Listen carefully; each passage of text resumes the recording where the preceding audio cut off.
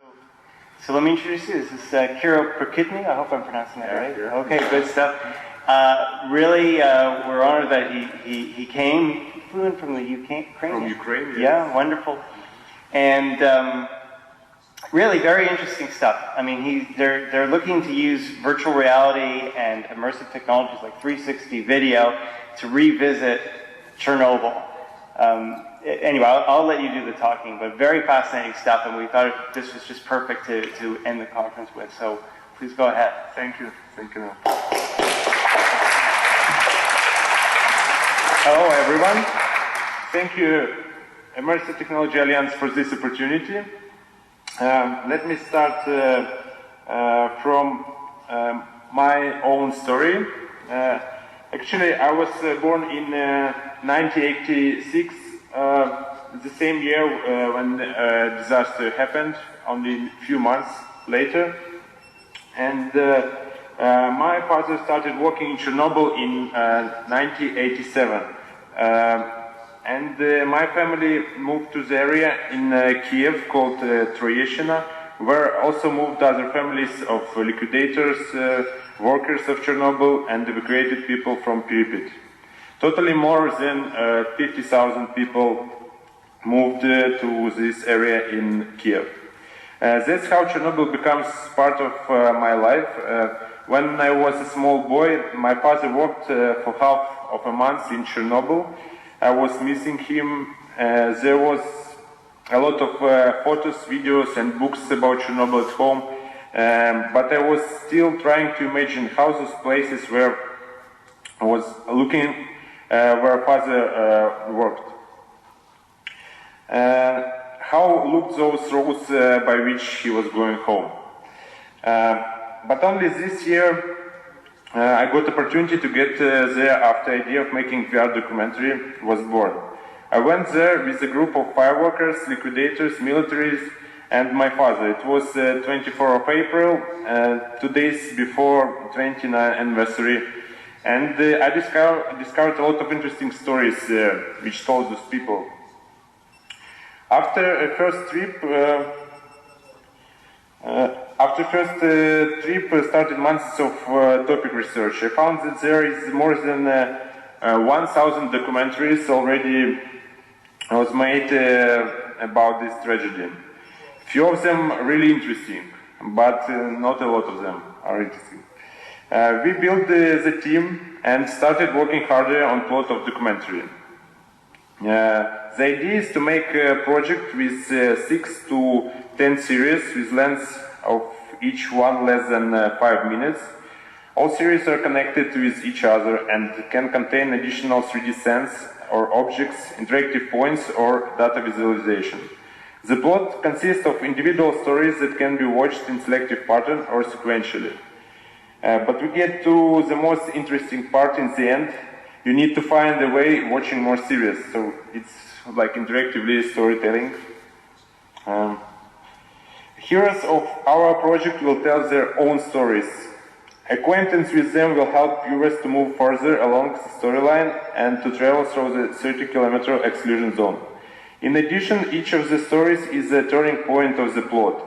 The film character will tell some stories and show different places of the Chernobyl exclusion zone, which are related to their own lives. So it's like a documentary with some tours of witnesses.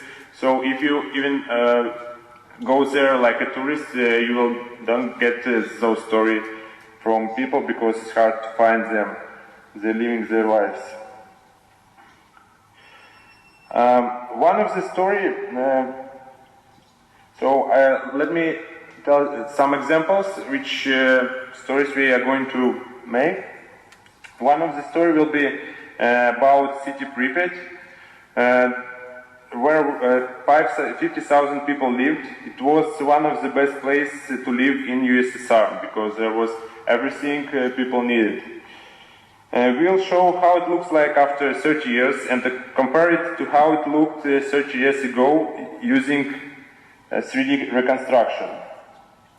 Actually, we find some community that was formed in 2000 by citizens from Pripyat They made a community of neighbors where they started communicating with each other, grouping in streets and houses. And the next step, they started reconstruction of the city in 3D. So there is such city, and you can go there, so like it in 1986. And we want to make some renderings from 3D, and from different points you can see how it looks like in 1986 and how it looks like today, because nature is very, very developed there. Another story will be about stalkers. This is adventure trip with stalkers who gets inside zone illegally, and we will find out why they are doing it. So this is like adventure, and I hope you will like it. Another story will be about squatters. These old people who are living there today. So you will have opportunity to meet some of them, spend with them active day with riding on a horse cart or on a boat and visiting their home parties. But of course, there will be more seriously serious.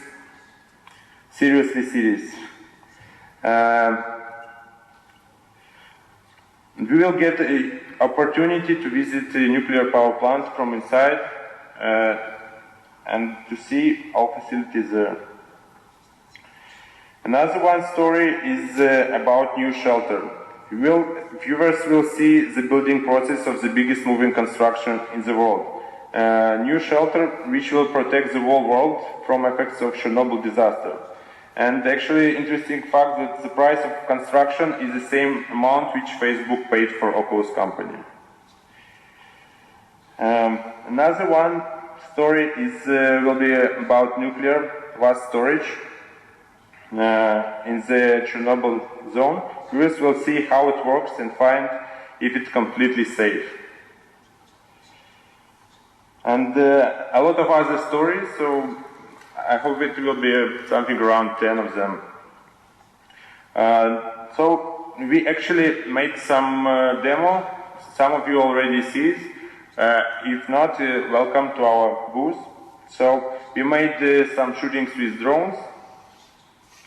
Also, we are going to use such a device like SafeCast. It's open source dosimeter. So we'll be using data about radiation and making data visualization in 360 video compositing. And also we want to use some 3D objects of artifacts like in museum style, so you can learn some stories about these artifacts. Actually, this one picture one of the robots which was used and successfully, because other robots was broken very quickly. We already started working with compositing, and on this picture maybe some of you already tested our demo. This is a journalist from the footage of 1986, so we are using rare footages and putting some persons inside our 360 videos. Also, we started experimenting with 3D sound. You can also try it on our booth. Actually, why we decided to make it in virtual reality? Considering that virtual reality is gaining popularity among young people and teenagers, we believe that virtual reality is a tool which will allow to bring important issues to young people. That's why we're choosing this technology for the project. And already we built a good team, and it consists of different fields, people from film directions, also post-production, programming, designing, 3D sound design, compositing, and color correction, and others. And nice picture, I hope. So idea, I think that it is important to understand that we need to look around about some issues because some of future generations will cause the problems with also nuclear waste. Thank you. I think you kind of answered my question in a way in your presentation already. I'd like a little bit more insight though, and this is quite a compelling story on its own. Why did you choose VR to tell this particular story? Because this opportunity to get there, so we will try to make it realistically. I hope we'll also try to make some footages in 3D. And as I said, now we can see that virtual reality is very popular beyond teenagers.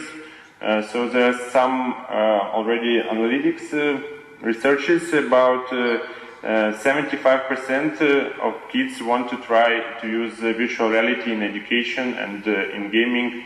And so I think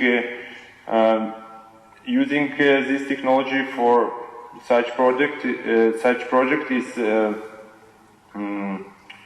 can be very useful for education of future generation. Also, we are working on some setup like remote control, so you can use a few of virtual reality masks like in classrooms, and using the classroom teacher can using tablet to switching between stories, and then they can discuss it like in classroom. Cool, thanks. Any other? Oh, okay. I'd like to know what format you plan to use. For example, would it be a full film, or will there be interactions that you could Yeah, yes. Actually, we are using Unity 3D as a platform based. So we are making like 360 videos. So every story is 5 minutes length. So it will be interactively menu where you can choose different stories, but it will be appearing in time. So on the start, you will have only 1 or 2 stories, but to open others, you need to watch them, and some of them will be opening in the time. So the idea is to making it in 360 video, but that's why we are using Unity 3D. We have more opportunities to using tools of data visualization and 3D reconstructions. So we will be adding some of them also. Any other questions? Actually, I just have one to remind me. You're having a Kickstarter. Is it in October? Yes, it's going to be in October. Actually, I want to add that as me, I'm like more technically person in this project, but we also have some film director who already won Palme d'Or on the Cannes Festival. So he is like main guy in our project who is responsible for filming and making these stories like real films. And if I could ask, how much money do you need to raise? So something around $50,000. So we are going to make not only filming but also applications to be available on different platforms. Very good. Well, thank you for joining us. I thought that was excellent. And please check out his work in the exhibit hall. There's still a question. One more question. Okay, I'm sorry. Go ahead. Yeah. What language is it localized in at the moment? What are you planning to do? And as a follow-up, is it all narration or is it actors as well? No, actually we are going to use, we are already started interviewing real witnesses, and so there will be real people who was acted in this, who affected from this tragedy. And are you planning to do it in multiple languages as well? Is this a concept that Yeah, of course. First of all, the language will be English with the professional dictors. And sorry for my English, but in the film it will be more better. And maybe we will add some other languages. We will try to make some quotes about which language people want to see, to hear, because we started some marketing on Japan market, so it maybe will be something on Japan also. But depends on the how many people from different countries will want to watch our documentary. Thank you.